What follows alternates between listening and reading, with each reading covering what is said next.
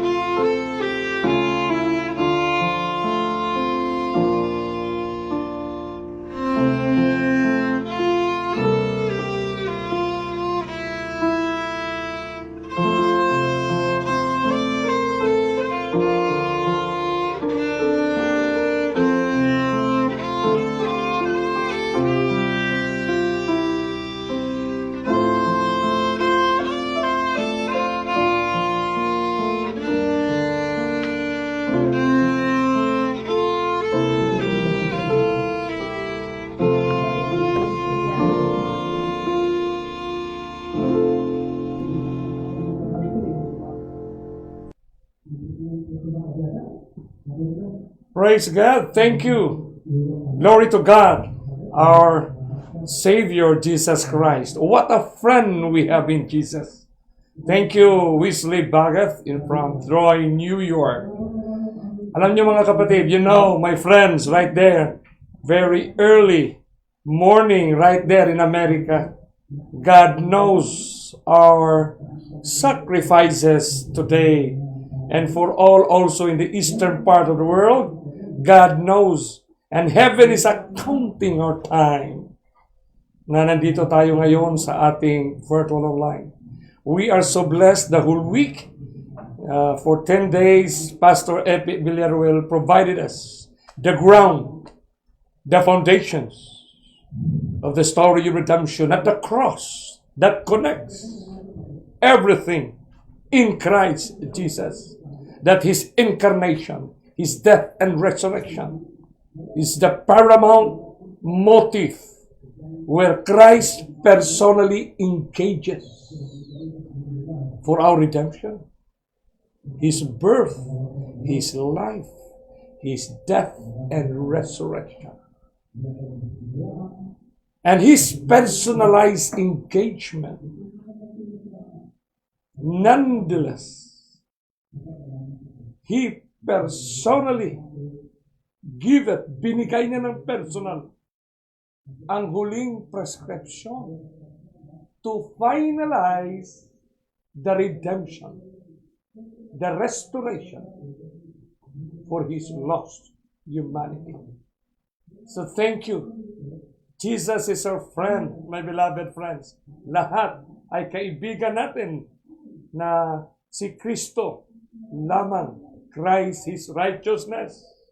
Kay Lilibet Liwaten, kay Alvin Katson, Elizabeth Orlena, Stella Galacia, Glenn Alforno, Matthew Murillo, kay Ernesto Husayan 7 Jr.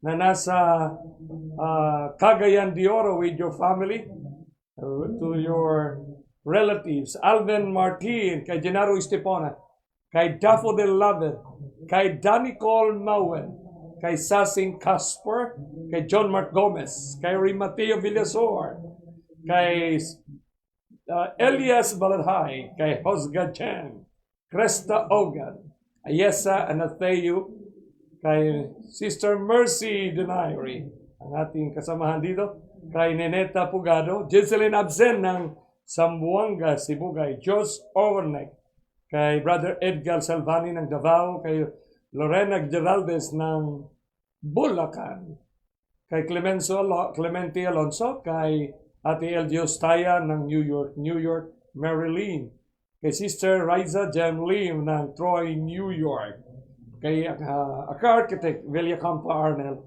Jennifer De La Cruz, kay Sister Gloria Ismaya and family, kay Harry Edwin Lazareto, Menda Mercorio, Jose Rani de la Omar Esperon Sarep, Ramon Prestosa na nasa Australia. How are you, my beloved friends? My brother Lemuel right now in Virginia, USA. Kay Rex Malte, kay Jembert Ferrer. Okay? Purihin natin ang Panginoon sa another journey sa ating paglalakbay matapos tayong hinubog sa grasya ni Christ righteousness ni Pastor Ibig Villaruel na nag-share sa atin from New York, my beloved friends. The whole series, this is a special series before we go into the English of the Christ closing prescription. Ito kapatid ay napaka-special ito in the light of the insights of a woman chosen by God to tell us the current prevailing developments, dynamics, movement. So napakasarap na taimtimin yung pag-ibig ng Panginoon na yung ginamit ni Pastor Epi na dynamics. Ito rin yung ating pinaka-language or movement, the dynamics of Christ's closing prescription. Today, ang tawag natin ngayon, headlines today, news of yesterday. Bakit? Bakit ganon yung title ng ating series? Kasi sinabi ni Kristo, it is written. Pag matunghayan natin yung the world in action, ay dapat nating makikita ang connection, relevancy, It's not to be, it's something to be attached, but write the word itself na makikita natin, kapatid, yung salita talaga ni Kristo sa ating kalagitnaan. His personal engagement, my beloved friends. So dito, ang Christ narrative of redemption, or ibig sabihin, the truth, or the story of redemption, because Christ is the truth, or Christ is the word, or aletheia, the words of restorations, dapat we should be grounded, dapat tayo'y tatayo sa isang katotohanan na truth stands by itself. Nothing can destroy. Nothing. No elements of doubt na pwede nating ihampas sa mga salita na mababasa at makikita natin ang katuparan, yung dynamics and the movement of His grace. Because we see the fulfillment of His words. Ang ibig sabihin diyan, kapatid, truth is self-evident, my beloved friends. So napakasarap nito paintimin, kapatid, sa ating mga kaibigan, sa aking estudyante noon sa Easter Castle Tingson, na nasa ibang bansa, kay Ma Irenia Arahan, kay Pastor Ones Elisa, kay Ate Evelyn Antaya, Diana Ruba. Dito natin maintindihan yung walang pinipili. Lahat, you know, the story of redemption, His life, His death and resurrection. Christ conquered death to give us life for all. Hindi para sa isang relihiyon. Ang kaligtasan ay para sa lahat ng tao sa mundo. He died for all humanity. So yung kanyang mga salita sa pagliligtas ay kusang tatayo, right in time, right on time. So napaka ngayon sa ating parang example ngayon, makikita natin ngayon sa sulat ni Dan Barry, November 8, 2020. Makikita natin yung mga statements na minsan ay ating isipin, no? Halimbawa, the election is over in America, the nation's roots remain. Nananatili yung higwaan. Paano yan? Paano? So paano natin intindihin yung dynamics, halimbawa, ng Amerika ngayon? Paano intindihin yung political strata, yung dynamics, the ideology of both parties?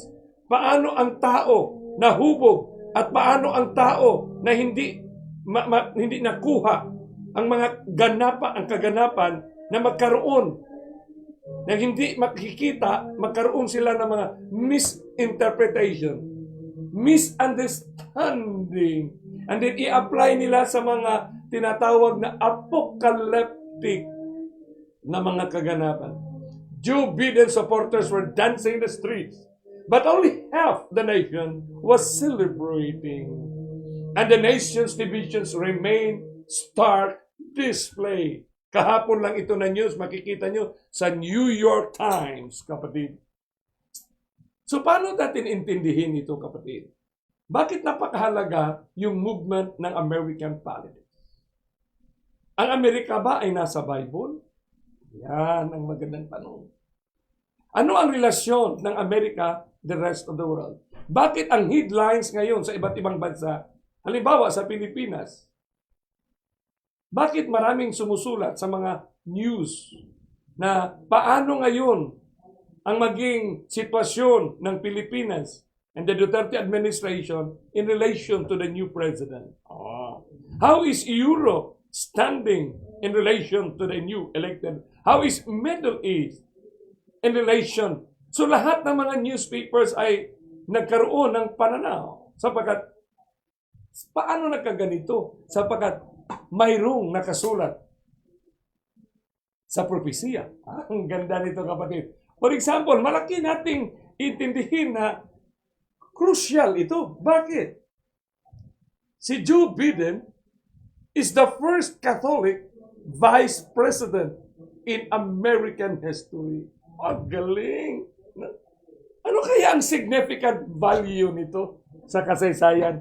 Pero pag hindi tayo nag-iingat nito, kapatid, maraming mga presenters ngayon na napaka-advance ng kanilang mga theory na hindi na nakalinya ayon sa salita ng Bibliya. kailangan ngayong gabi, tanggalin natin yung ating sandilo na konsepto para dadaloy yung prinsipyo na itinuro ni Kristo sa Bibliya at sa spirit of prophecy o sa mga writings ni Ellen G. White. Dapat ganon tayo, kapatid, no? Kasi ngayon, ito na, i-declare na ang sandilo kasi presidente na. Presidente na si Joe Biden. Titingnan natin. Ano ang mga standing truth ngayon, kapatid? Dynamics of America? Joe Biden is the second Catholic president in U.S. political history. Why? Who was the first Catholic president? Who was the Catholic first president? It's Kennedy. John F. Kennedy, the first Catholic president. Si Joe Biden, kapatid, isang Katoliko, isang Democrat. So ano ang kaibahan ng Republicans at Democrats? Dapat maintindihan niya ng bawat mamamayan sa buong mundo na nag-aaral ng Bibliya. Ano yung mga pinaka-based ideology? No? Bakit bakit ang Republicans elephant ang kanilang symbol or bald eagle sa Amerika or yung tinatawag log cabin? Sa Kentucky log cabin, sa New York ay bald eagle yan ang mga Republicans. No? Sino yung Republican? Si Donald Trump. Yan, Donald Trump. Sino bang Republican? Si George Bush, Republican yan. Si Reagan, Republican. Ano ba yung Republican? Yan, isang partido na may ideolohiya na na-establish sa 1854, the first establishment of the Republicans. Kaya nga, yun ang kanilang ideolohiya. Pagpunta naman natin dito actually mayroong 20 Republican presidents. Ang Democrats mayroong 15. Now, the 16th now is Joe Biden. Who was the latest previous Democratic president? Democrats. Si Barack Obama, si Bill Clinton. In a recent memory, Jimmy Carter. So ito yung mga kapatid, yung mga Democrats. So paano natin ang relasyon ng Congress between the Democratic Party and the Republicans? Di ba? So dito natin maintindihan na paano kaya, bakit ganun agad ang plataforma. On the first day of pag swore into office si Biden, the first day, ang kanyang gagawin, 4 major act agad ang kanyang gagawin. Ano yun? Yung COVID-19, kasi opposite talaga sila. Even in their pronouncement, kanilang mga appearances lately, just few days, just today, talagang nakamask sila. Diba? So dito natin, bakit sinabi agad yan? Second priority na aksyonan, economic recovery. Ang pangatlo niya, apat agad ang kanyang sinasabi.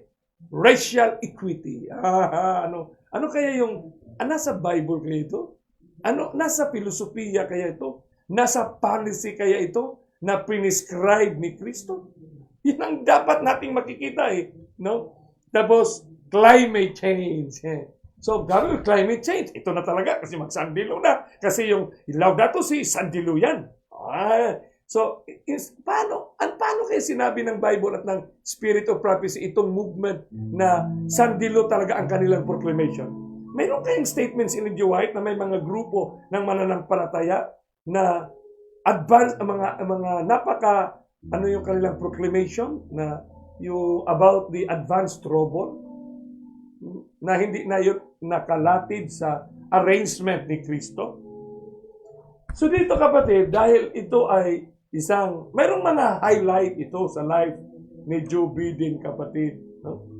Remember, he is the first Catholic he was the first Catholic vice president in history. Siya lang ang kauna-unahan na vice president na Katoliko. Pero ngayon, the second Catholic president in U.S. history. Ganda, no? But Irish ang kanyang family. Irish, American siya, kapatid. So, kung i-trace mo ang pag-aaral niya, madali nyo siya kapatid. Mayroong mga 5 highlights sa buhay niya. 5 highlights na ini-establish ng mga media to identify their candidates. Now, yung 5 highlights niya na he is a Catholic, number 1. Tapos, number 2, he wears a rosary on his left breast. Dito. May rosary siya. Mayroon tayong special night, special episode na pag-usapan natin tungkol sa rosary. The power of the rosary. Ganda rin yan, kapatid. The undeniable wonders of our time. The rosary. The Mama Mary. Ang ganda yan, kapatid, talaga. Napakaganda. Para makikita din natin paano natin titingnan siya ayon sa salita ni Kristo sa Bibliya. Okay? Mayroon kayang movement na dinescribe ang Biblia tungkol sa Rosary and Mama Mary? Ganda. Ang ganda rin yan, kapatid. Okay? Ang ganda rin yan. Pangatlo niya, na he has been denied communion dahil sa pag-support niya ng abortion. But he believes, sabi niya, he doesn't insist sa kung ano man ang mga belief ng kanyang ibang kapartido, but he believes that life starts at conception.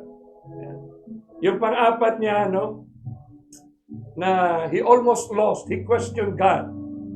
Actually, during the campaign, talagang sinabi ni Trump na he doesn't believe in God.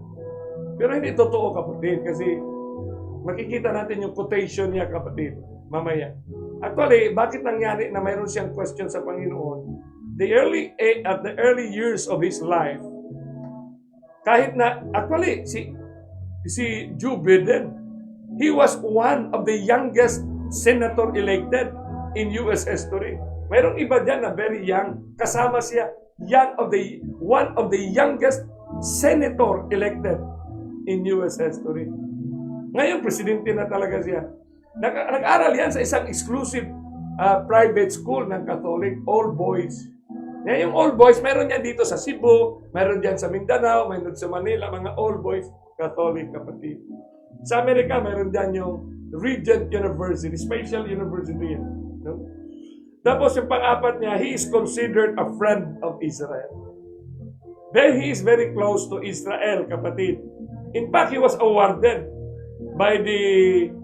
honored by the World Jewish Congress dahil sa malapit talaga siyang kaibigan ng Israel. No?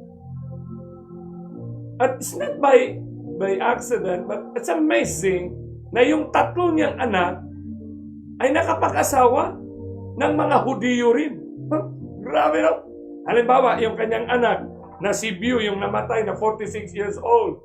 Yung anak niya na si Bew Beden. Ang asawa noon ay si Halili Oliveri, a Jewish. Yung anak na si Ashley Biden, nakapag-asawa ng Jewish doctor. So makikita na, ano kaya relasyon nito? Yung Amerika, presidente, ano yung relasyon tungkol sa Jerusalem? Tungkol dito sa Israel. Grabe, no? Talagang how the events of a time. Talagang ang Bible talaga, kapatid, no? So talagang Bible ay kailangan nating, we have to love the Word kasi every dynamics of this planet Earth. Grabe ang pagkaano niya. Yung pangatlong anak niya na si Hunter, yung lalaki, na pagkapag-asawa kang Melissa Cohen na isang Jewish kapatid. So ano kayang nito? Mayroon tayong special in the other nights na ating mapag-usapan ito.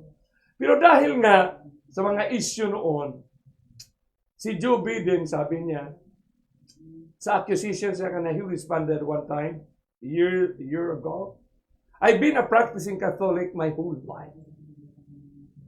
And it has particularly informed my social doctrine. Uy, social doctrine.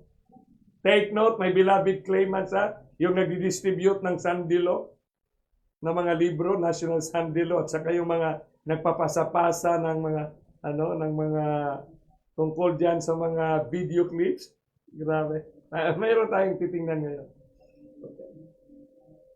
How Satan played his half-truth. So the Catholic social doctrine, pag sinabi niya, isipin mo, sa kanyang bibig ito. Pag sinabi Catholic social na nag-inform sa kanya, talks about taking care of those who can't take care of themselves. People who need help. So napaka-strong na advocate niya sa social doctrine ng Roman Catholic Church. In fact, ito daw ang humubog sa buhay niya. Bakit siya ay isang matulungin na tao? Grabe. So kailangan ninyong makikita ito, kapatid. I-share nyo ito. Nasa kanyang pagkatao, deep within his mindset, walang conspiracy ito. We have to see through and through the honesty and the sincerity of this person. Kapatid. So bakit ganun ang kanyang mga proclamations, kanyang advocacy? Bakit ganun siya ka-strong sa mga issues para sa kapakanan ng sanlibutan? Pero hingit sa ating kaalaman, si Joe Biden na isang Roman Catholic, okay, na Democrat, ay inatake siya. Malakas ang kampanya ng kanyang kapatid sa pananampalataya upang hindi siya maging presidente ng Amerika. Ha? Mayroong ganun? So, paano yung conspiracy theory na lahat ng mga Katoliko ay yun ang kanilang mga pananaw? Unknown to those people. Kasi, alam mo, yung word na conspiracy theory, ginamit din ito ng mga promotor din ng conspiracy against sa mga nagsasabi sa isang katotohanan. So may mga grupo din, malakas na grupo kasi nahati kasi. Kaya one of these nights i-share natin sa inyo yung detalye, the war within that beguiled the remnants. Galing. Paano kayo nakabigay sa remnants yung gera sa loob ng Roman Catholic Church?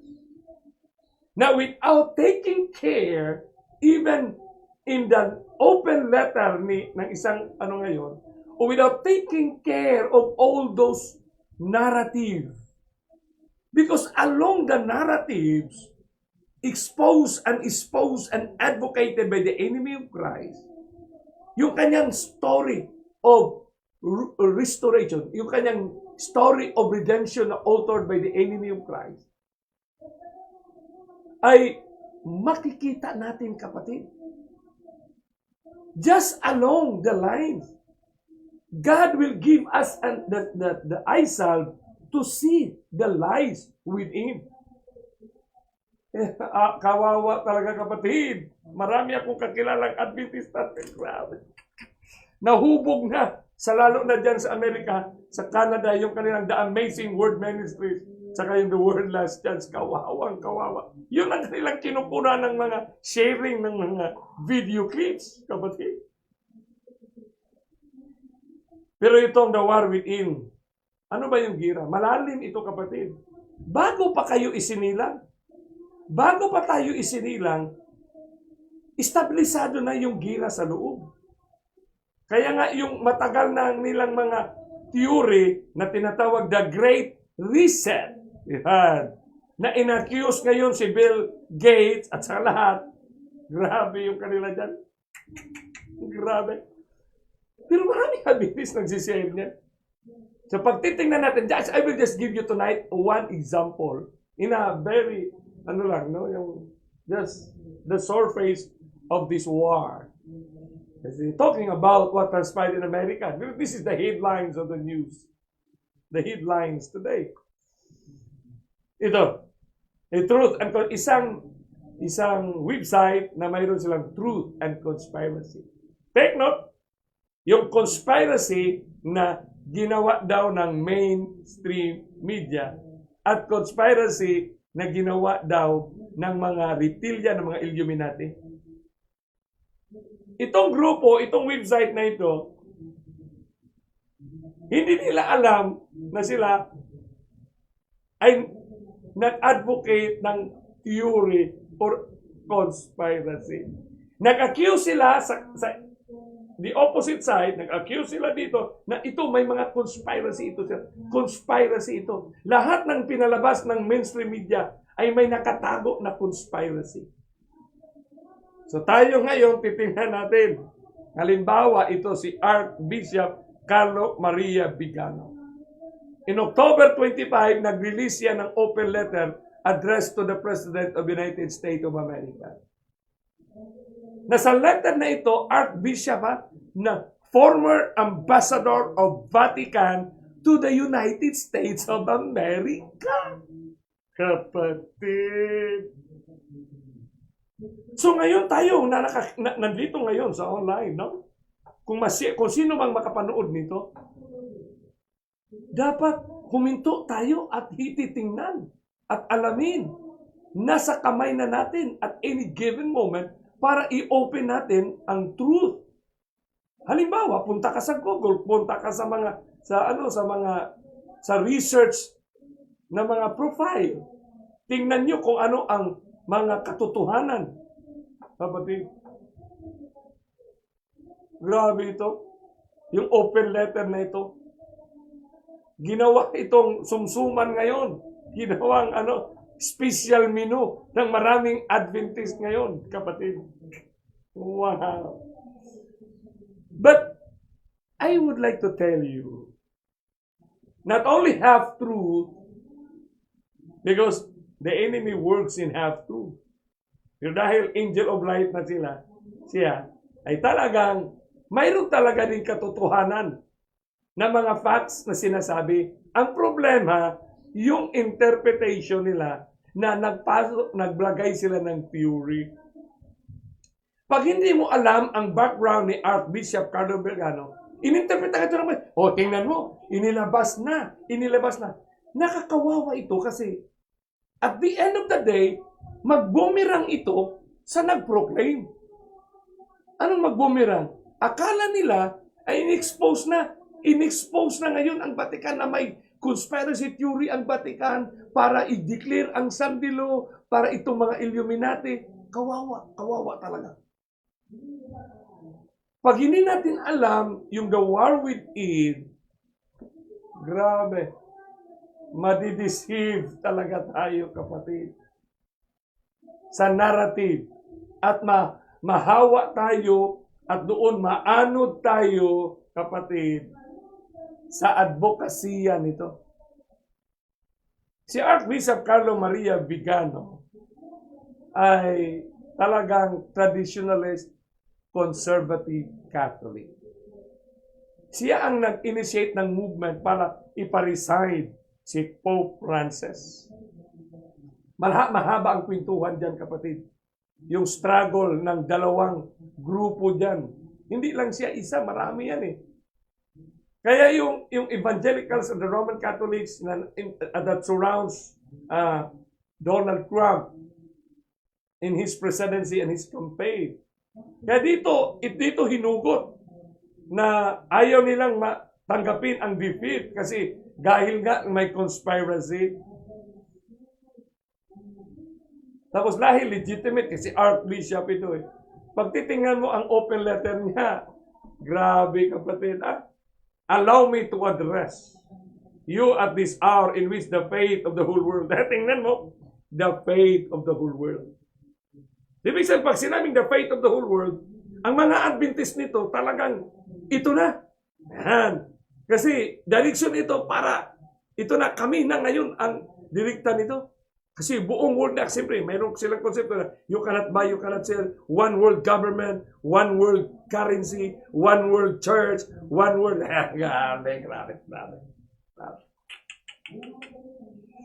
But there's something truth. Mayroon, hindi ko naman sinabi na hindi yung ang gusto natin dito makikita. Ano ba yung prinsipyo na kumikilos? Totoo ba na magkaroon ng one world church? Or religious pluralism? Ano ba yung dyan? Di ba?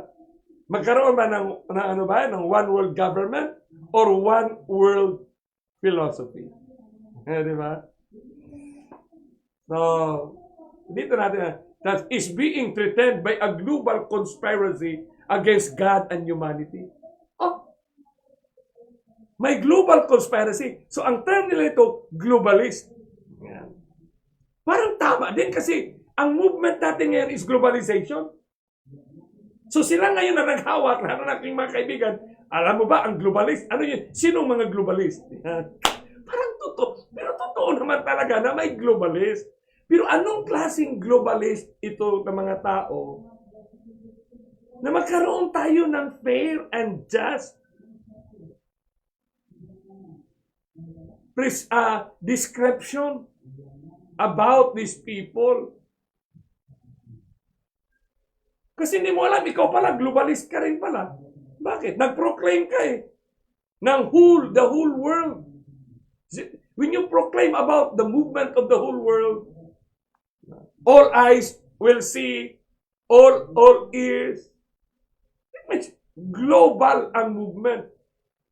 When you are seeing global movement, you can be considered as a globalist. Kasi in our time, global ang dynamism. Pero dito, I write to you as an archbishop, as a successor of the apostle, as the former apostolic, mabigat na ang kanyang posisyon. Apostolic nuncio to the United States of America. Ibig sabihin, ambassador siya. Apostolic is ambassador.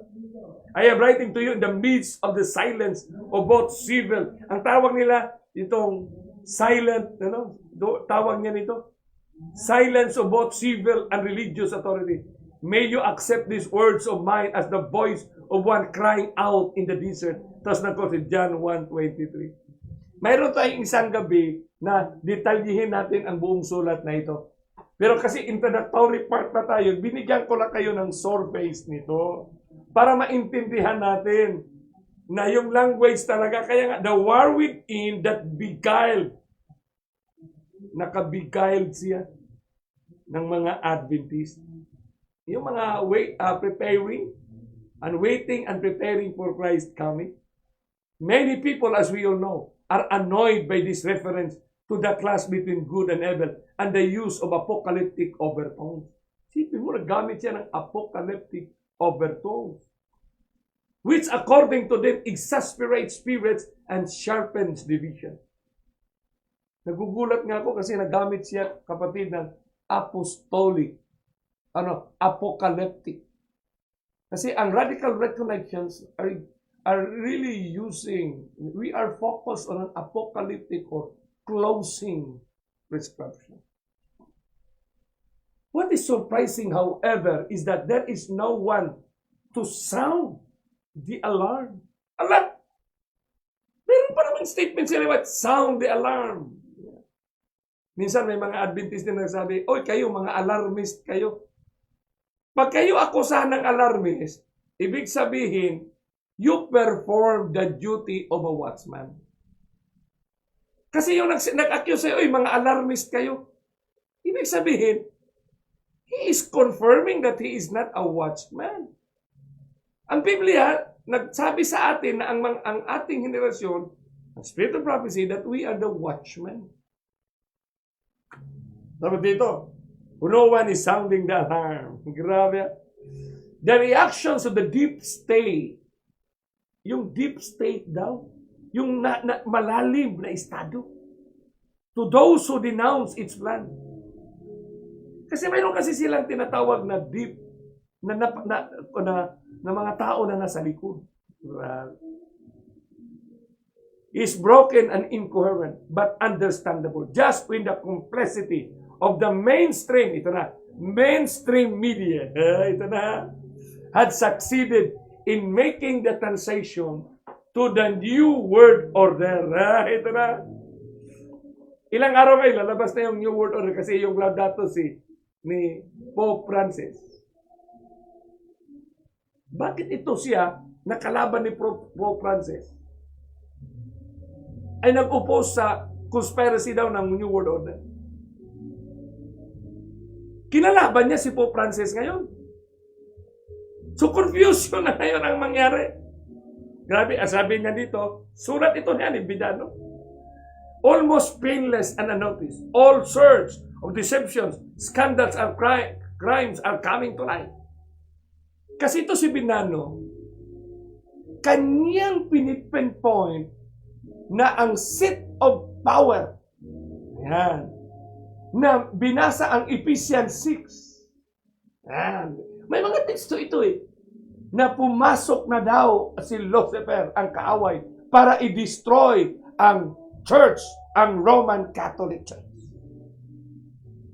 Pinutay niya na ang mag-destroy ng Roman Catholic Church ay si Pope Francis.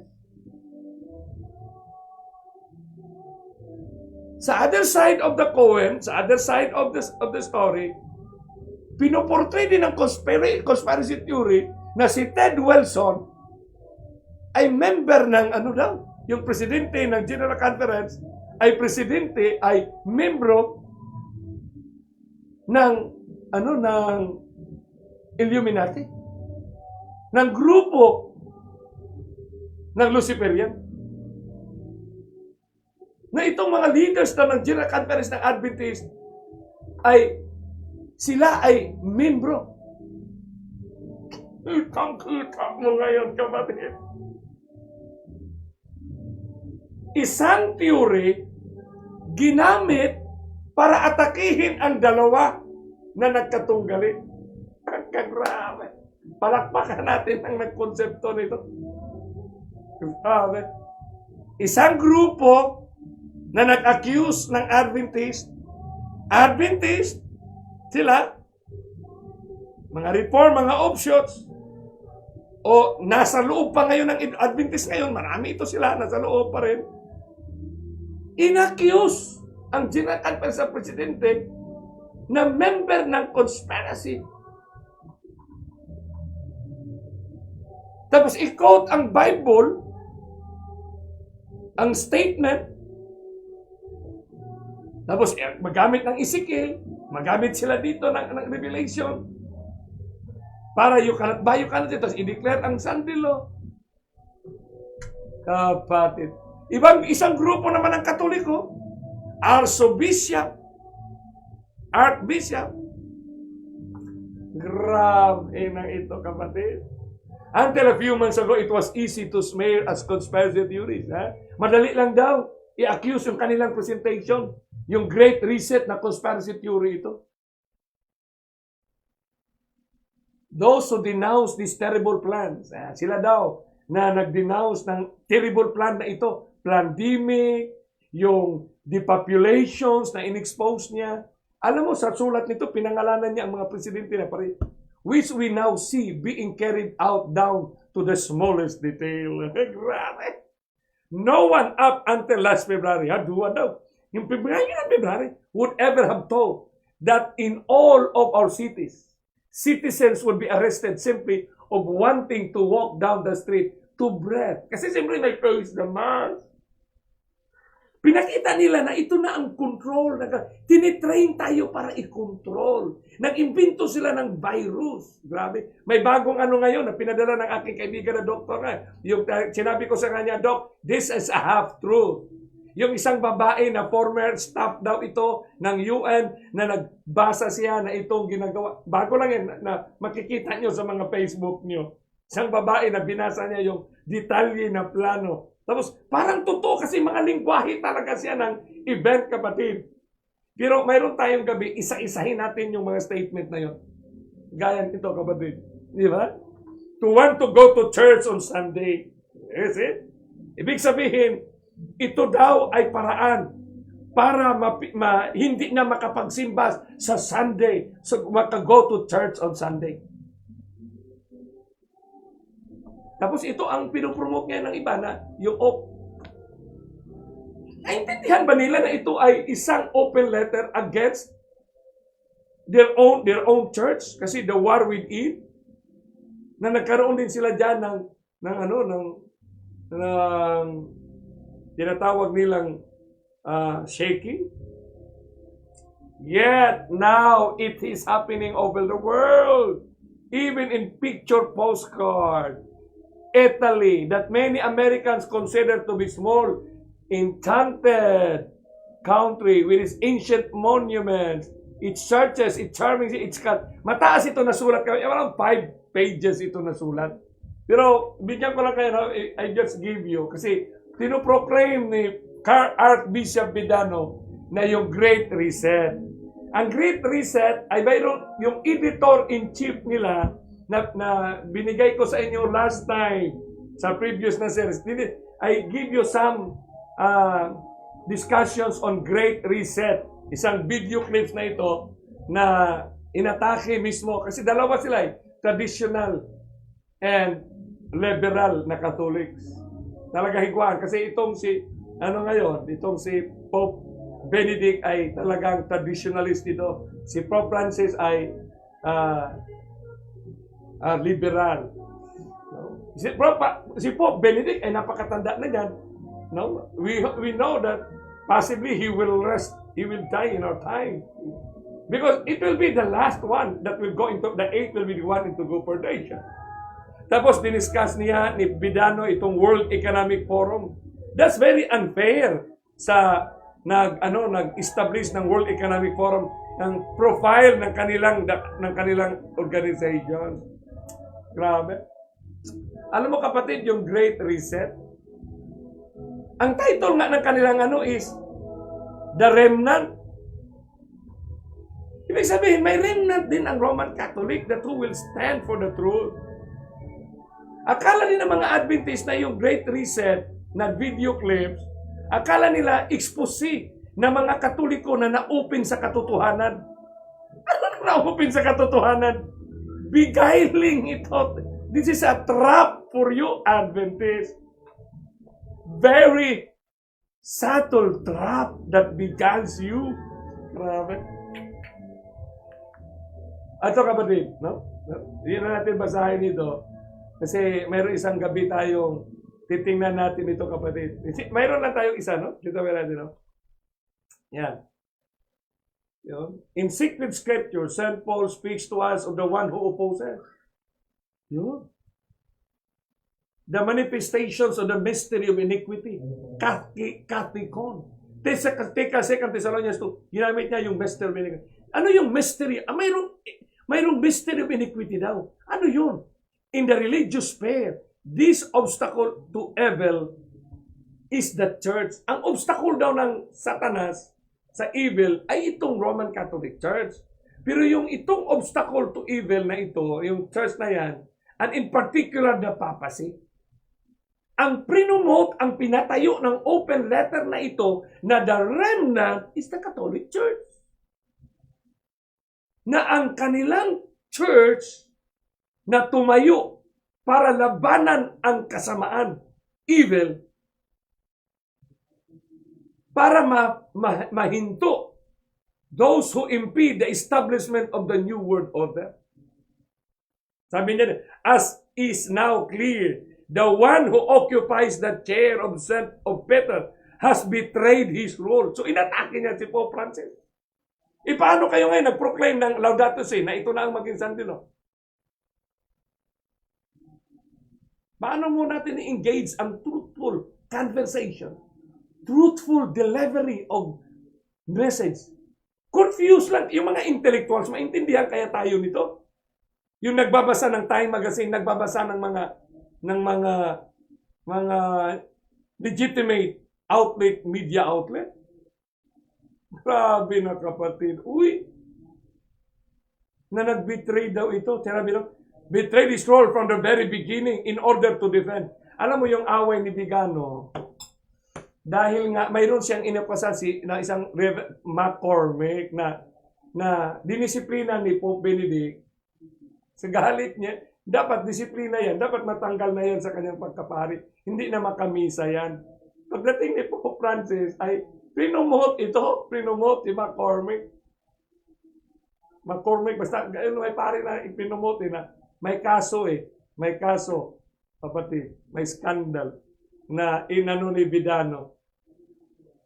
Kaya nga sabi niya dito, betrayed his rule from the very beginning in order to defend. Mahilig kasi itong mga ibang mga kapatiran natin. Halimbawa noon may nag-Madrid daw na nag-expose si Sister Dilapinya. Pinapasalita pa ng isang lead no pastor noon doon sa Mountain View College, nag-testimony. Pinatestimony sa iba't ibang mga churches. Mahilig ba na para siraan ng isang relihiyon? Akala nila totoo yung sinasabi. Grabe, puro kasinungalingan yon. Grabe ang niloko noon ng mga Adventist, ng mga pinansya, inutangan niya. Grabe. Grabe talaga. Grabe na yung nangyari sa ating church. Kaya we encourage pastors, ministers to watch Radical Reconnection para we can confront fairly. Paano natin i-confront fairly itong mga nag-proclaim? Sipin mo, si Dilapinya, Sister Dilapinya. Grabe, yung nanative noon, isa-isahin ko siya kung saan ang kasinungalingan noon. Grabe. Nagalit pa yung isang kapatid noon na sinabihan ko na yan ay may pusas na naghintay niyan. Galit siya. Nagalit siya. Sabi ko, ilang araw ilang ilder yun. Ilang linggo, umiyak na siya kasi yung pera na inutang, humalis na hindi na nakikita. Ngayon, kung saan napunta yun. Yung Sister Lilia Dilapinya. Grabe. Kasi mahilig tayo, inatake, sira ang Katoliko kasi doon sa Vatican, may good, doon ang mga Tapos na Bible study daw siya kay Cardinal Vidal. Grabe. Ibig sabihin, very gullible talaga itong ating mga kapatid.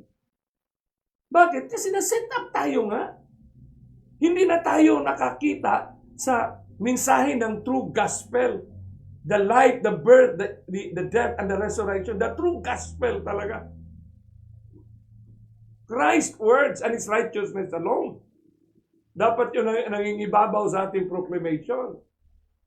Christ, yung words niya. As it is now clear, to defend and promote the globalist ideology. See? Globalist ideology. Naintindihan kanila ang globalization. Kasi kanilang globalist ay na itong grupo na i-control ang buong mundo. Supporting the agenda of the deep church. Ang term niya, deep church. Na sa kanilang Katoliko, mayroong deep church doon. Who choose him from its ranks? Sila ang pumili sa kanya. So kaya may black book daw, may kapatid. That's not the truth, my friend.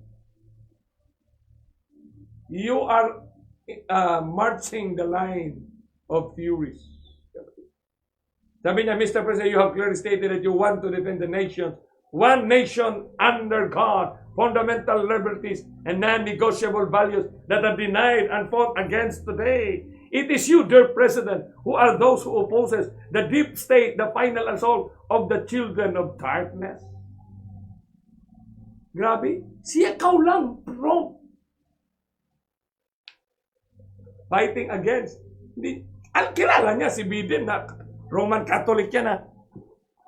Kapatid, itong ating henerasyon. Grabe. Grabe. I just wanted to give, sabi pa niya dito, yung as it is now, the one who occupies the chair of has betrayed his role. Exactly the same na mga Adventist umaatake kay Ted Wilson. Kaya itong series na to, we will send it to America in English presentation. Sa lahat ng mga nag-proclaim sa mga na yan. Kung mayroon pang natitirang grasya para sa the word, the amazing word na yun sa isang global. Grabe. May half-truth. May totoo naman, may global ideology. Ano yung global ideology? Ano yung philosophy ng globalist? Totoong globalist, kapatid. Totoo naman na mayroon. Ano yun? Sinong nagsabi? Si Kristo. Saan? Sa River Olay at Idikil. Sa Mount of Olive at sa Island of Patmos. Paano intindihin natin bakit kaya nga itong last the events na libro ni Ellen G. White na commonly quoted Pero misapplied, kapatid. Makikita natin mamaya. Dalis ng oras. Ito, yung kanyang last the events ni Ellen G. White. Maraming mga books yan na iba't ibang mga cover photo niya. Last the events.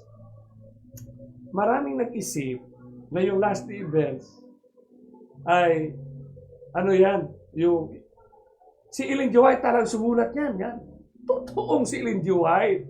Pero ang libro na Last the Events, compilation ito ng Ellen G. White estate.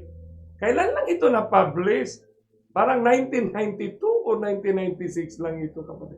Please check the published nito. Ellen G. White. Kaya nga itong Last the Events na yan, itong original na yan na sinulat, mayroong year at saka saan source ito kinuha.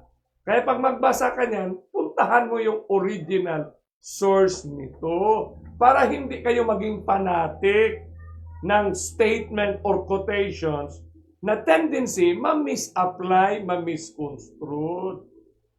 Kapatid, kayo mismo talaga. Kaya nga dito, itong last day, halimbawa, sa chapter 7 na ang country living. Kailan ba in-advise ni Ellen G. White ang country living? Maraming nag-isip na ngayon pa lang tayo magsimula ng country living. Kaya sa country living, magtanim na sila ng mangga, magtanim sila ngayon ng mga... Kailan, anong taon yan? Ilang taon pa mo tumubo at magbunga yan?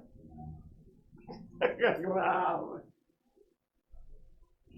Ano ba dapat mong itanim sa panahon ngayon? Straight to the words of the Bible as the truth stands by itself. Meron ba itong chapter 17? Maraming chapter ito, no? Pero kailangan talaga nating maintindihan.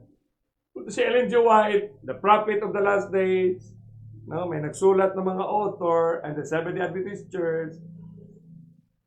Talagang buong-buo nating ma-appreciate yung mga sinulat niya at mga katuparan ng naisulat niya. So dito natin maintindihan. Halimbawa, one of her quotation that says, "We are fast approaching the close of our probation. Let every soul inquire." Ganda, no? "How do I stand before God? We know not how soon our names may be taken into the lips of Christ, and our cases be finally decided. What? Oh, what will these decisions be? Shall we be counted with the righteous, or shall we be numbered with the wicked?" Simple parable of the 10 virgins. So, naiintindihan natin sa nakalipas natin yung bakit sinabi ni Ellen G. White, not 1 in 20 or 95%. Sa writings din ng ano ngayon, Bidano, mayroon nga dyan sila sa kanilang grupo, sa Catholic na yan, na 95% daw.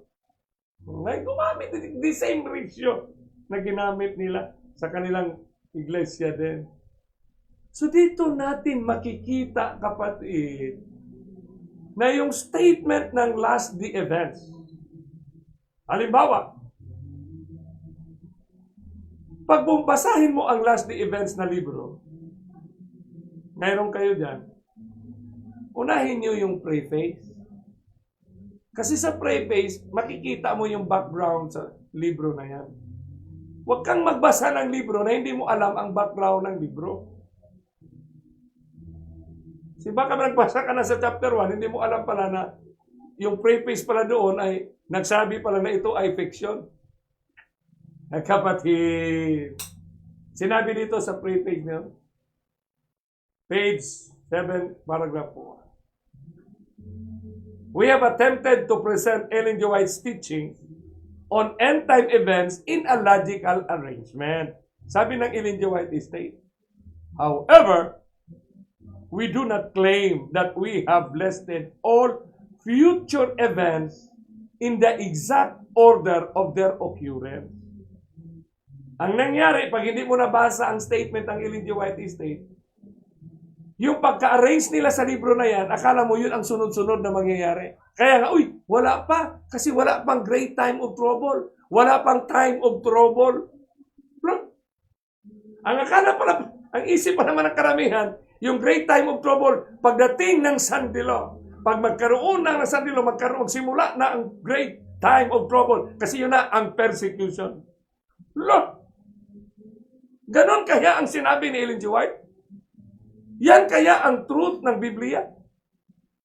Kapatid, talaga kailangan mo munang i-empty ang mind mo tungkol sa sandilo ang persecution para makita mo that in light of what Ellen G. White intended in her writing. So in a matter of such great importance as the experience of God's people in the days ahead, when everyone, take note, when everyone will have to stand alone.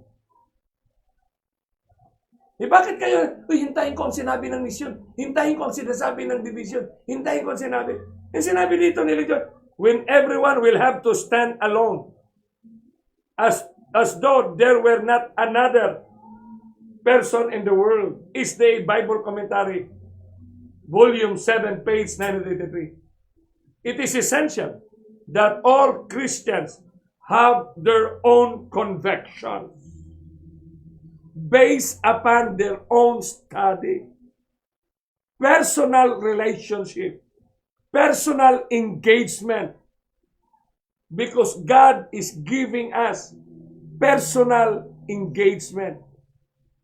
Siya mismo bumaba para i-engage sa atin ang kanyang salita.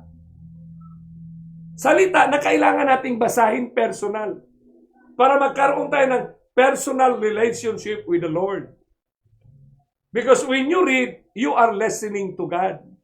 When you pray, you are talking to God. Basic, simple reality.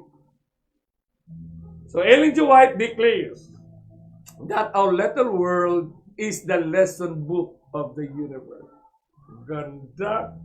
Lesson book of the universe?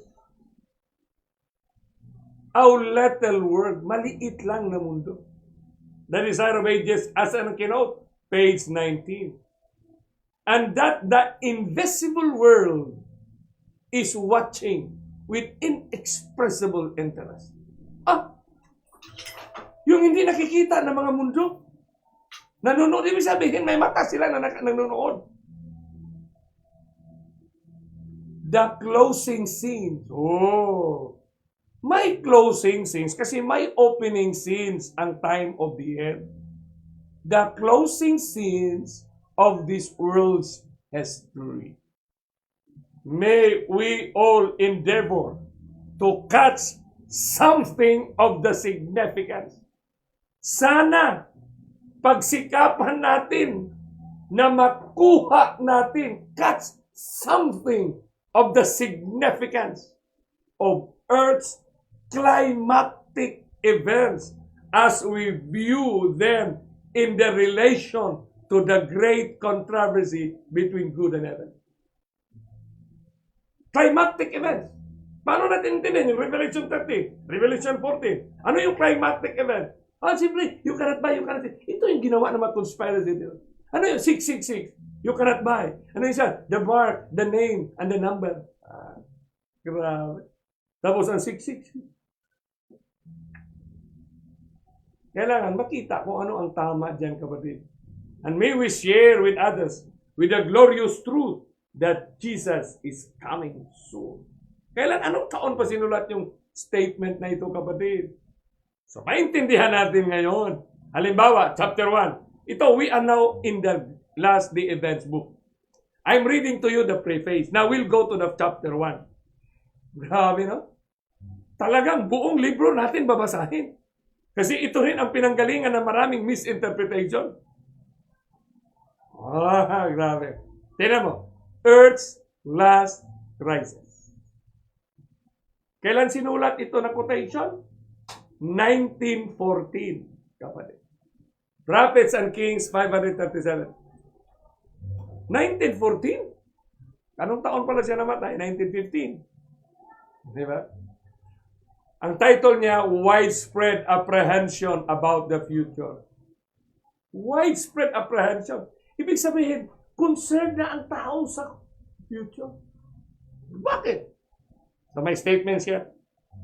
1914 pa ito ha. Tandaan nyo, 1844, 1863. Ilang taon lang ang lumipas para makarating ka ng 1914.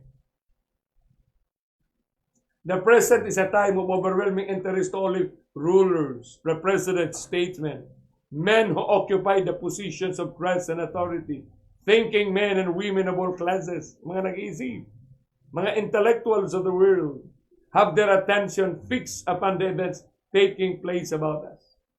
Tanong, totoo ba ito?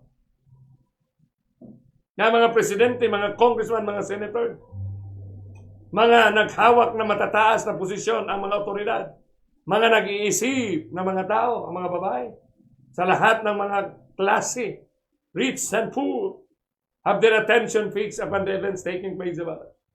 They are watching the relation that exists among the nations. Bakit?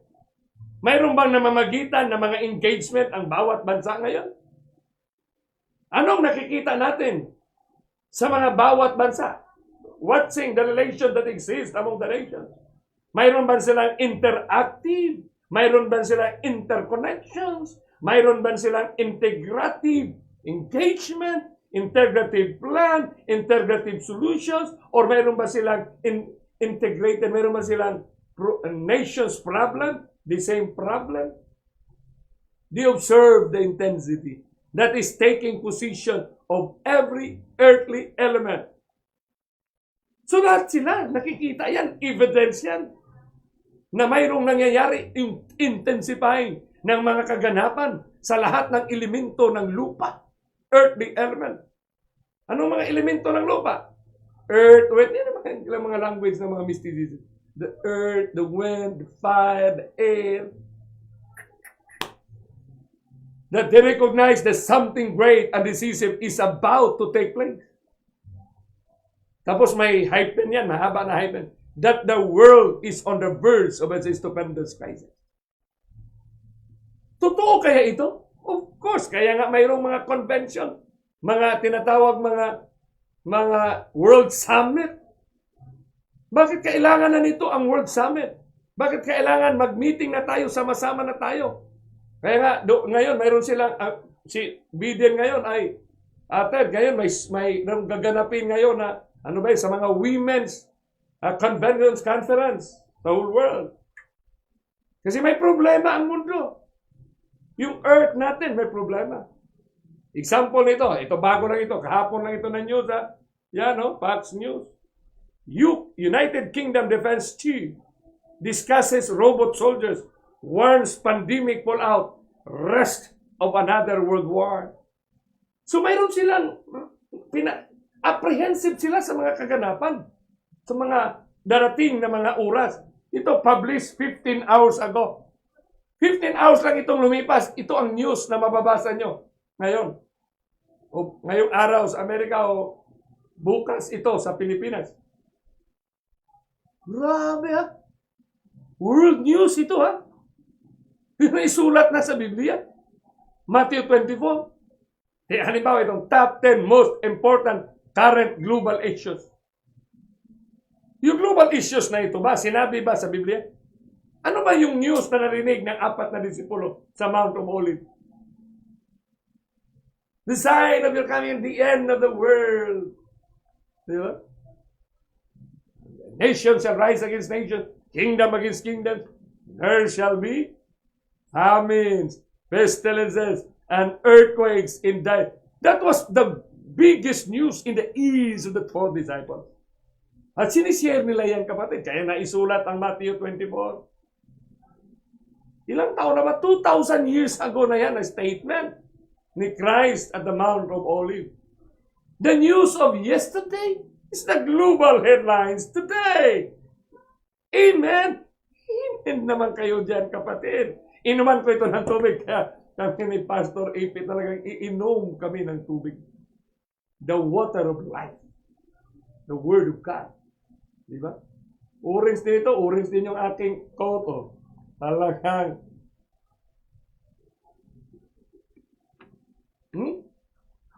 Tingnan ko yung news na, ano yan. Sa isang, ano yan, news. Among all the good in the world and all the progress being made in global issues, there's still much more to be done. Given the overwhelming disasters that nations, including the U.S., have been or still going through, it is important to be aware of the most pressing global issues. Ano yung mga problema nito? Top 10 global issues, kapatid. Current ito, ha? Mga news sa buong mundo. Grabe. The global temperatures are rising. Kaya nga si Trump ngayon, ang pang-apat niya is, ni Biden, ang kanyang gagawin, na kanyang issue, main, niya sa kanyang presidency, first act niya, pang-apat, climate change. Because, sabi na, the global temperatures are rising and are estimated to increase from 2.6 degrees. Saan natin mababasa ito na news? Simple. Matthew 24:7. Kagrabe. Celsius by 2021. This would cause more severe weather crisis, severe weather crisis with food and resources and the spread of diseases. Yung spread of diseases, pandemic na naman ang gagawin nila. Kapatid, let's go to the basic science of microbiology. Let's go to the basic science of biology and chemistry. Kasi hindi naman pwede mong labanan yan eh. Kaya knowledge is power. We really need to grow in grace and in the knowledge. Number 2, pollution. Pollution is one of the most difficult global issues to combat. As the umbrella terms refer to ocean litter. Di ba? Gulat ka, mga shark, mga malaking mga isda na sa dagat ay namamatay, nakakain daw ng mga kung ano-anong mga diyan sa dagat. Pesticides and fertilizers, air, light, and noise pollution. Clean water is essential for humans, but more than 1 billion people don't have access to clean water due to pollution from toxic sewage or industrial waste. Wow! Grabe, kapatid, no? Totoo kaya itong kanilang in-identify? This is reality science. Pangatlo, violence. So itong 1, 2, 3 ngayon, makikita kaya natin sa Bible ito. Bakit? Saan mababasa natin? In the last days, perilous times shall come. Men shall be lovers, trickerous. Grabe. Nandiyan. Can be found in the social, cultural, economic aspects of the world. Within this conflict that has broken out in the city, hatred targeted a certain group. Grabe yung hatred targeted a certain group. Ngayon, kahapon na, binumba yung, yung isang lugar sa Europe ng mga terorista.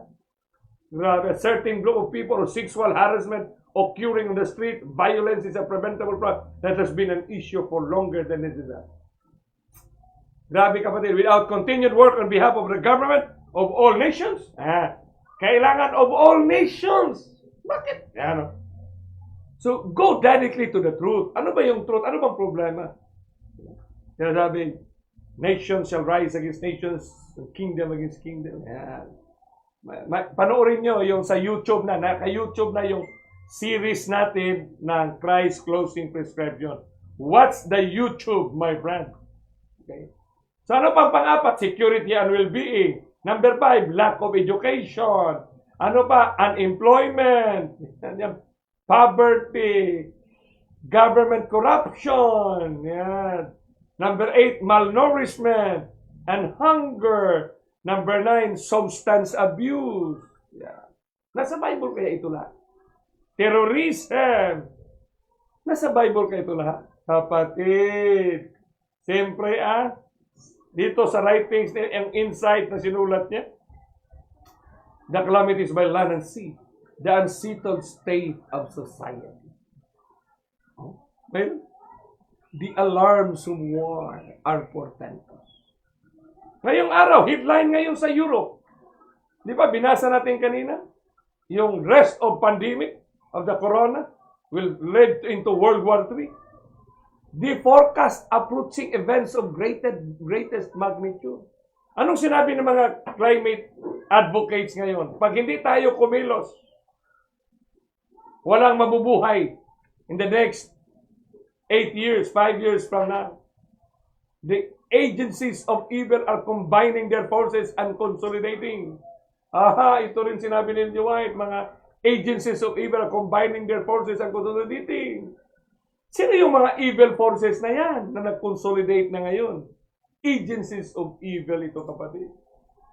They are strengthening for the last great crisis. Sino sila? Siyempre mga fallen angels din yan, kapatid. Talagang kumikilos na sila. They are strengthening for the last great crisis. Great changes are soon to take place in a world, and the final movements will be rapid ones. Grabe. Rapid ones. Ang final movements.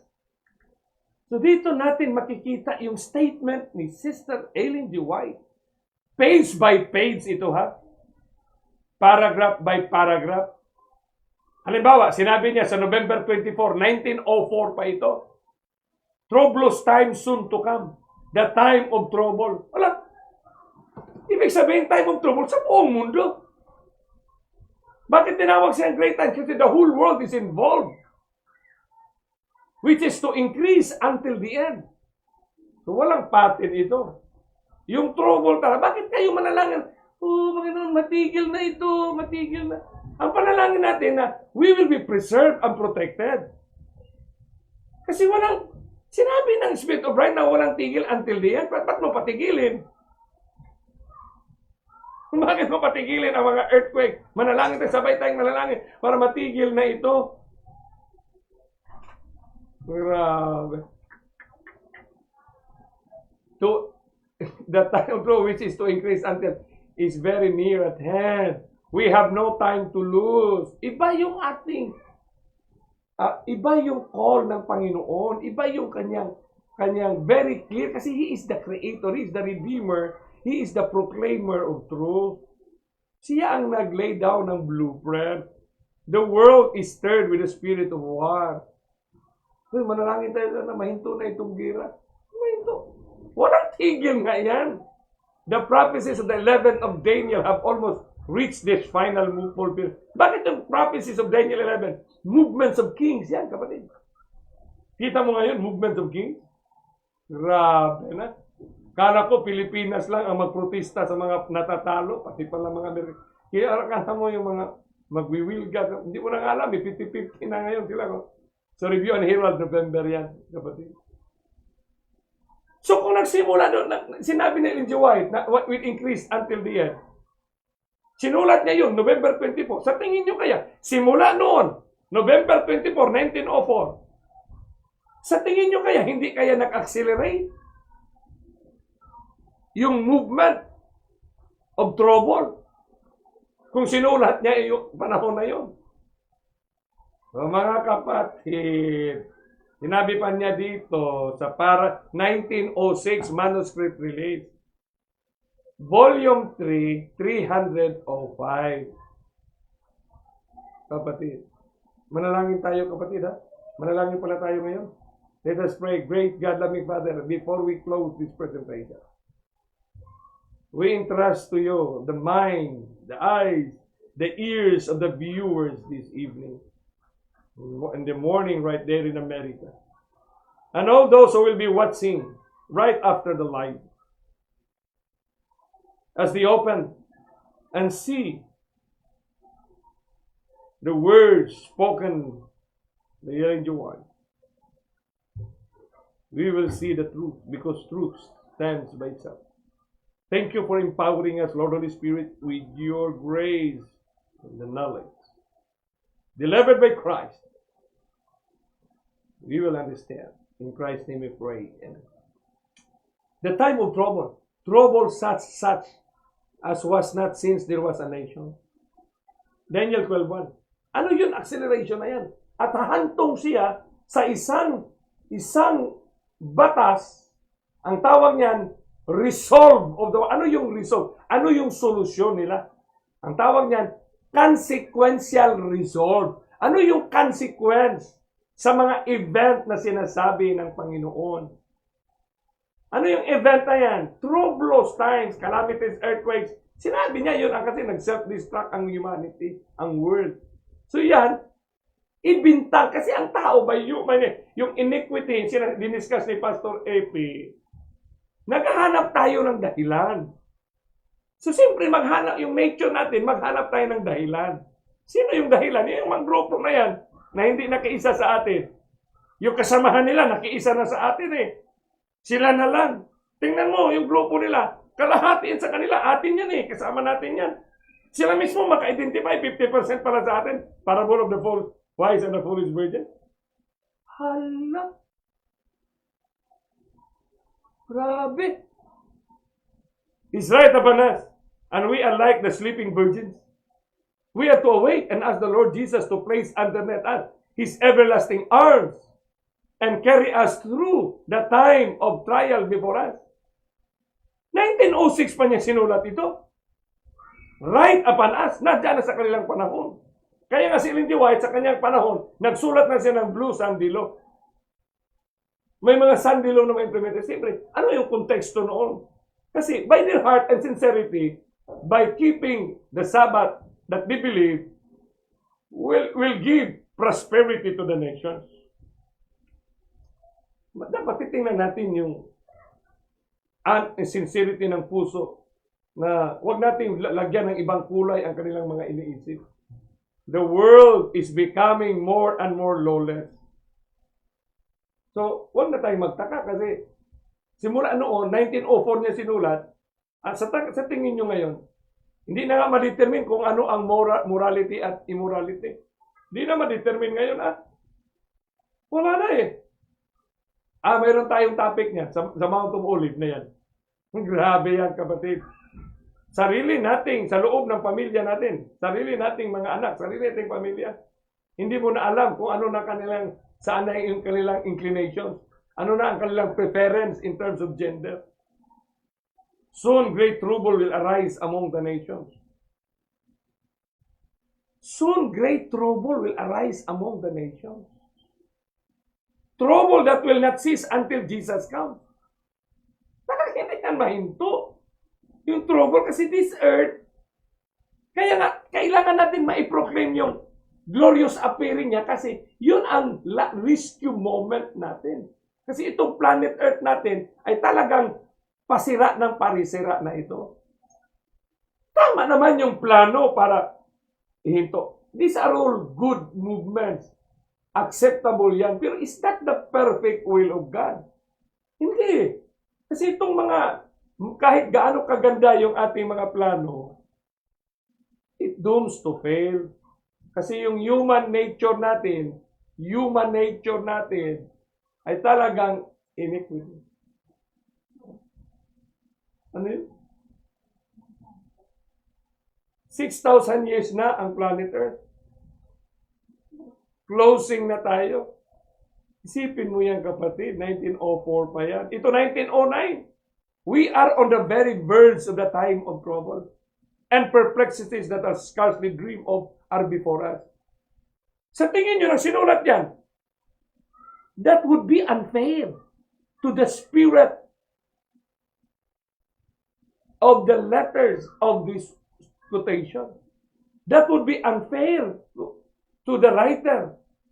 That would be unfair to heaven, proclaiming the acceleration of and the movement, the progressive reality of time. Na patindi ng patindi yan, kapatid. And yet, we try to oppose this one by doing something in our life, by deciding something for us, na parang inisulto natin ang langit, nagpagpaganda pa tayo ng ating mga kapaligiran, magpaganda pa tayo ng ating mga mansion, magpaganda pa tayo, in spite of the fact, truth stands by itself. Na yung future ng ating mga kabataan, hindi yung future ng ating mga anak, hindi sa kurso at sa sweldo ng kanilang makukuha, kung hindi yung future ng ating mga anak, that they are grounded on the words of Jesus Christ and prepared to meet Him at the cloud. Inuman natin ito ng tubig, kapatid. Talagang kailangan talaga. Ma-define kung ano ba talaga ang panahon ngayon. Na si Kristo nag-engage, siya mismo. He gave His life, His birth, His incarnation, His death, and His resurrection. Kasi ito yung pinaka-redemptive act niya na wala sanang mawala sa atin. Ma-restore back into His image. Kaya siya mismo ang bumaba sa closing movement ng planet Earth. We are standing on the threshold of the crisis of the ages. In quick succession, the judgment of God will follow one another. Look! Fire and flood and earthquake. Judgment para yan ng Panginoon. Siyempre ang meaning ng judgment ng Panginoon, yun ang mangingibabaw na ang kanyang pag-ibig ay ibalik niya tayo na walang fire, walang flood, walang earthquake. Kapatid. Kaya in quick succession, the judgment of God will follow one another. Ano yung judgment on the other side of the judgment? Fire, flood, and earthquake, and with war and bloodshed. Bakit kailangan siyang magdesisyon? Judgment is God's decision. Nahinto na niya yung controversy na ito. Maranasan niyo ang ganito kasi in your iniquities, in your transgression. Ano yung transgression ng humanity? Yung transgression natin, siyempre selfish ka. I-destroy mo, hindi mo na malayan, na-destroy mo na pala ang natural habitat, natural environment, dinestroy na ng tao. Kain na siya kung anong kinakain, pati yung mga abat kinakain. Kaya nagkaroon ng mga virus ngayon na hindi naman sana yun There are stormy times before us, but let us not utter one word of unbelief or discouragement. One word of unbelief. Pero parang yung unbelief natin, pinakita natin sa ating mga kilos. Kapatid, we show it by our action. Christian Service, ang source niyan, Christian Service na sulat niya in 1905. So compilation nga itong last day events. Anong sinasabi niya dito? Fire, flood. Ngayong araw, ilan kaya ang flood na nangyari sa mundo ngayon? Padami ng padami ang flood. Ito nga, 4 days ago, South Yorkshire Flood Review, Calls for Better Insurance Support. Na may solusyon, kailangan mag-insurance tayo. Babagsak ang insurance, gaya ng layman. Kasi hindi na kaya paano suportaran ang robust na medical insurance ng American. Noong una, 10 lang ang mahospital. Magkano lang ang bill. Ngayon, 1,000 mahospital sa isang araw. Walang insurance makasurvive. Walang insurance, kapatid. Ngayon, Indonesia flood damaged hundreds of homes. Inasik, November 9, 2020. November 8, Mexico, deadly floods in south after heavy rain from Hurricane Eta. These are the headlines today. But these are the news of yesterday. Zimbabwe, deadly storms and floods in mainland November 8. Dito sa Pilipinas, noong nakaraang mga araw, oh, my beloved friends, uncertainties key to flood rest and cost in elevating houses. Mga uncertainty, apprehensions of the future, my friend. Grabe, and kanina lang. Afghanistan, count cost of deadly floods. One of worst to come. Grabe. Ano pa? Terror, yung bloody. Sinasabi nila yun, bloody. Yuki, terror. Nung nakarang araw lang siguro to Diba? Kailan lang ito? November 4, 2020. United Kingdom terror threat raised to sever as authorities warn attack is highly likely. Nangyari nga, Vienna terrorist attack. Death toll rises in Vienna, 4 dead. Mga attack. Bloody na bloody. The headlines today. Sinabi ng last events 13, paragraph 1. God has always warned of coming judgment. Kasi mayroon talagang judgment kasi baguhin nga niya ang planet Earth. So he has to make this earth new according to Revelation. Decision yan, judgment call ng langit yan. Judgment call. God has always given men warning of coming judgment. Those who had faith in His message for their time and who acted out their faith in obedience to His commandment escaped the judgment that fell upon the disobedient. So mayroong judgment sa disobedient. Pero ang judgment sa mga obedient, preserved and protected. Sealed for protection. Sarap niya, no? Preserved and protected. Sarap niyang kapatid na reality. The word came to Noah on page 13, paragraph 2 of last day. Page to page ito kapatid, 1892 sinulat from the book Desire of Ages. So makikita mo na ngayon na iba't ibang source ang ating binabasa. Pero page to page ng last day event.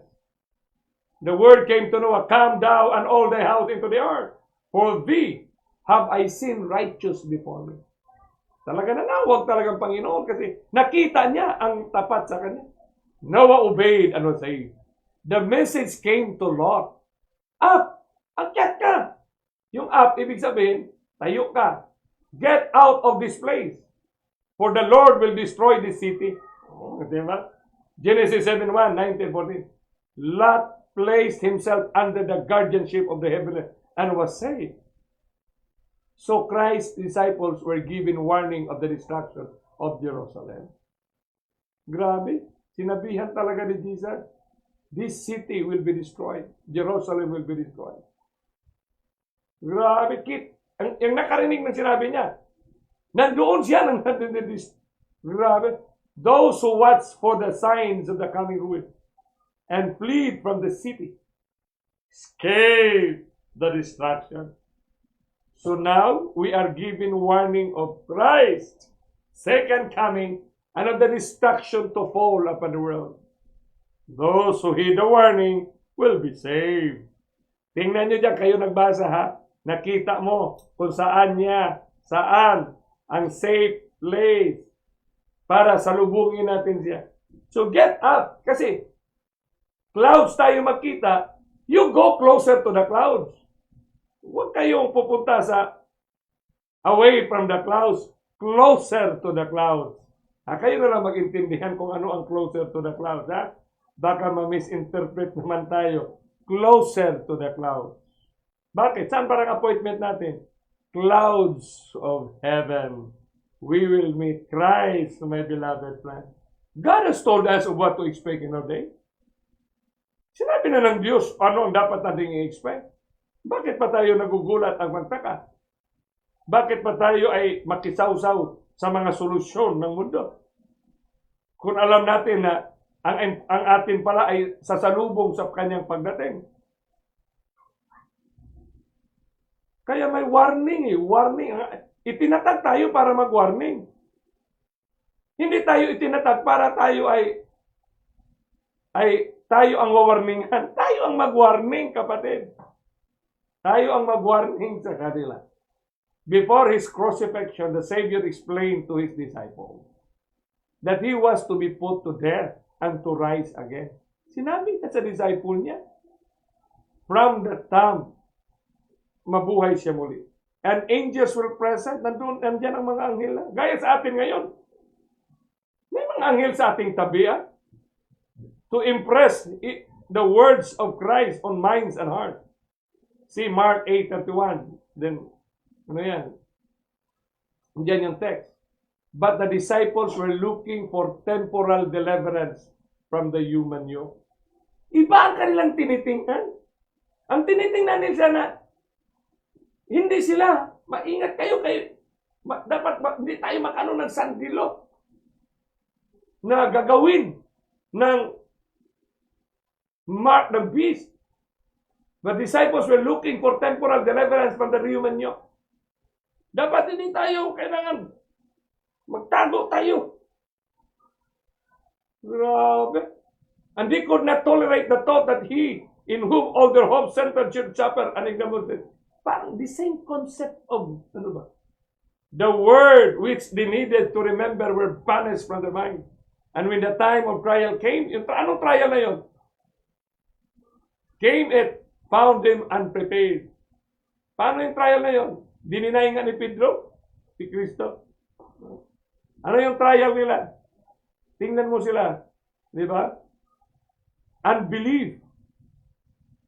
Na nagpakita na si Kristo, resurrected Christ, the death of Jesus has fully destroyed their hopes as if He had not forewarned them. Yung spirito kaya ng reality na yan ay nangyari kaya sa ating henerasyon? In 1911, so in the prophecies, the future is open before us. Allah. So in the prophecies,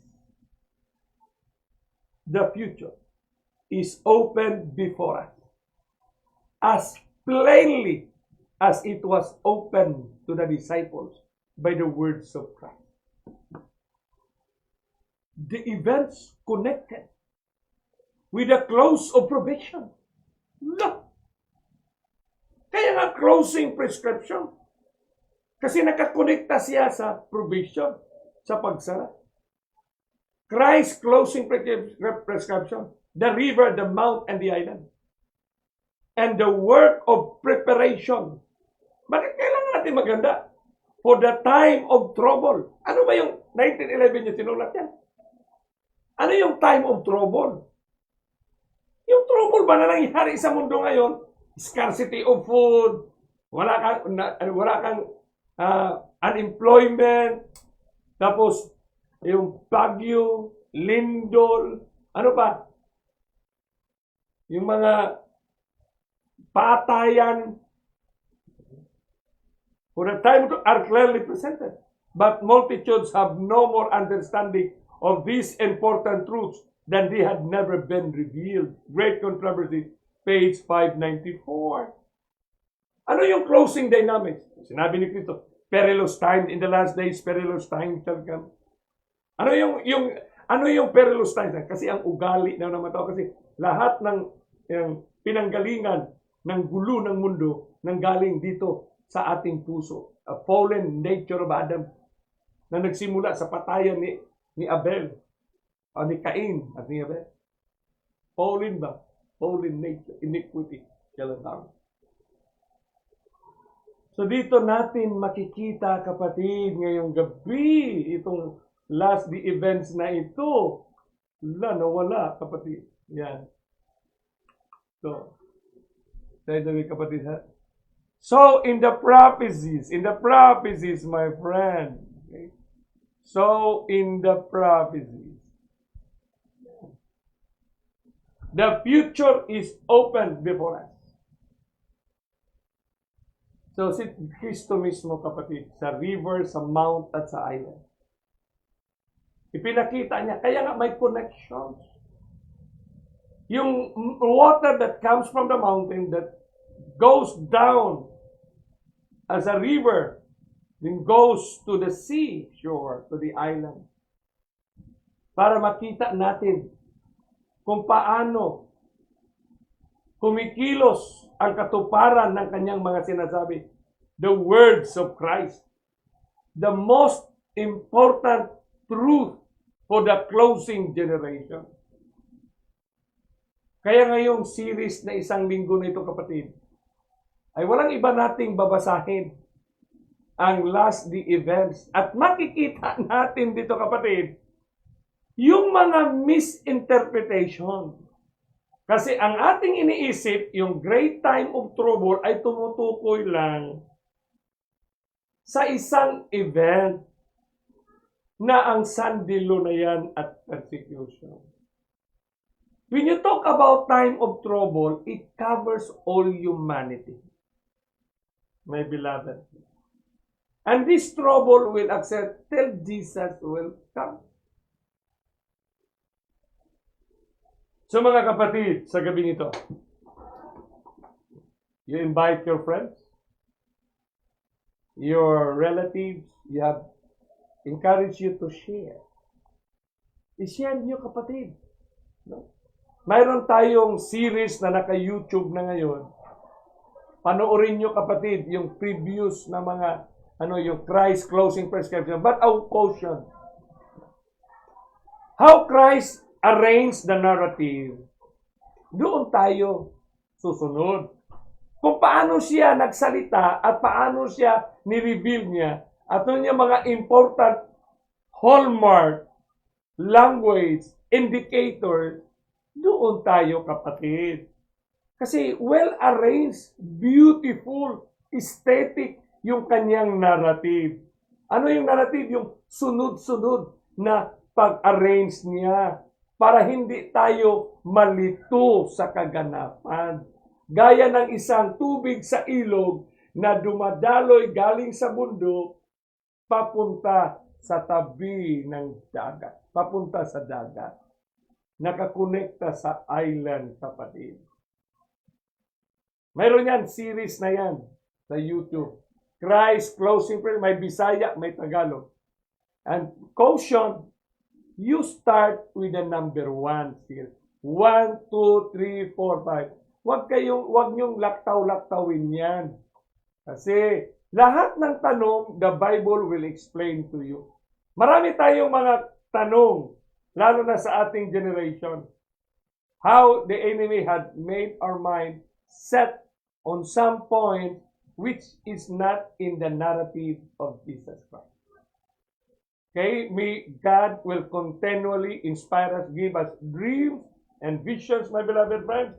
Hindi ko na sa lahat kayo ngayon dyan na nasa, sa online, hopefully you encourage and stand our regards, no? Unti-unti natin, himay-himayin itong last day events na libro. To summarize, mayroong preface ang last day events. Ang last day events may arrange siya ng Ellen G. White Estate. This was published just lately in our generation. Mga 1990s na ito na-publish. I just want to check the exact year. Kaya ang last day events na libro, may mga quotations ito na inarrange nila, na nilagay nila yung source. Saan nila kinote at sa anong taon sinulat. Kung gusto niyo malaman yung whole context ng statement na yan, yung quotation, puntahan niyo yung original source. Then you will understand everything. Okay? So, dito natin makikita at from time to time, mayroon tayong reference point sa Bible, kapatid. Kasi yung the whole book of the Bible, Genesis to Revelation, is wonderfully arranged as a narrative of Christ's work of redemption. His life, His birth, His life, His incarnation. What does that mean? It means incarnation. And His death and resurrection. And finally, He's coming again to rescue us, bring us to that heavenly place, and bring us back again, this new earth and new heaven. Shall we bow our heads for prayer? Dakila naming Diyos na makapangyarihan sa lahat, ang may-ari ng aming hiram na buhay. Salamat, Panginoon, sa mga oras na ito. In virtual connections. Right now, kami ngayon, na nakalinya. You have accounted us. Binilang niyo ang bawat isa sa amin ngayon. You have also given us the power to share your message. The closing prescription. The closing statements, the closing narrative of the Bible, and the spirit of your truth delivered through Ellen G. White. The truth that she wrote. Thank you for giving us the truth that stands by itself. Aletheia. Thank you for interceding in the closing moments of the story of redemption. And thank you, Lord Jesus Christ, for continually impressing into the minds and hearts that we would not repeat what the disciples have experienced. the sure words of prophecy that was spoken to them by Christ. But their minds are set in other direction. Help us to learn the lesson that from this time when I pray that all these watching right now will be moved by your spirit of truth and give us the comfort that when you appear in the clouds of heaven, we will hear the glorious sound that says, "Well done, my children." Thank you for preparing us tomorrow evening again to grow in grace and in the knowledge of your revelation. In Christ's name we pray. Amen. See you tomorrow evening at the same time. Hindi na tayo nagsimula sa 8. We start 7:30, my friend. No. I know that there will be a lot of sacrifices. You can do such thing in your midweek. You can open this one, view this one. It will be live. Just inform us that you are viewing, you are giving this one in live in your midweek gathering, so we can acknowledge, I can acknowledge you in behalf of the Eternity Broadcasting Services. Broadcasting in Baljo, Imus, the City of Blood. Sa pangalan ng Radical Reconnection, sa lahat ng ating kasamahan around the world today, tonight, and the power of God's grace, because it is only the power of God's grace that we can radically reconnect to Christ. Sa lahat ng ating kasamahan that in God's appointed time gathered, hindi kami makakilala ni Pastor A.P. Villaruel, kapatid. I've never met him in my life. I never heard him speaking. But at the moment I heard him once, wow, it's a great privilege to connect the words of Christ through the ministry, the power of God's grace. What a wonderful time. The gathering moments realized by the words of Jesus Christ. He is gathering his people today. The days is very short for us. Let us glorify his name, because his glorious appearing is about to come into our generation. God bless us. See you tomorrow evening, 7:30, my beloved friends. God bless us all.